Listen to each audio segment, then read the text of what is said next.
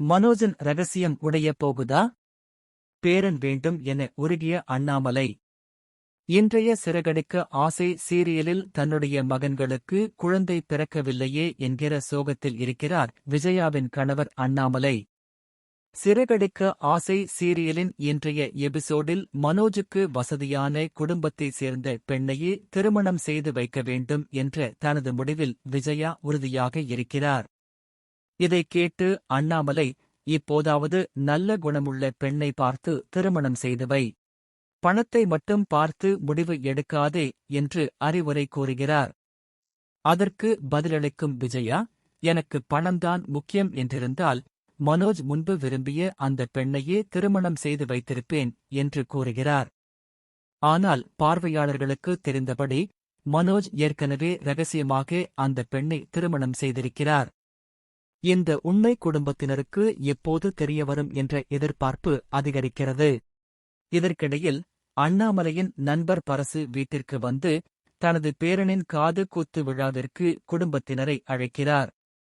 இந்த அழைப்பு அண்ணாமலையை உணர்ச்சிவசப்பட் செய்கிறது. நண்பர்களுக்கு பேரன், பேத்தி பிறந்துவிட்ட நிலையில் தனது வீட்டில் இன்னும் அந்த சந்தோஷம் கிடைக்கவில்லை என்பதே அவரது வருத்தமாக இருக்கிறது. அதன்பின் முத்து மற்றும் ரவியை தனியாக அழைத்து விரைவில் குழந்தை பெற்றுக்கொள்ள வேண்டும் என்று அண்ணாமலை தனது ஆசையை வெளிப்படுத்துகிறார். ஆனால் விஜயாவின் எண்ணம் வேறுபட்டதாக இருக்கிறது.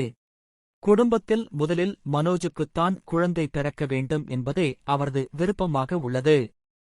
அண்ணாமலை, முத்து, ரவி மூவரும் தனியாக பேசிக் கொண்டிருப்பதை விஜயா மறைமுகமாக கவனிக்க முயற்சிக்கிறார்.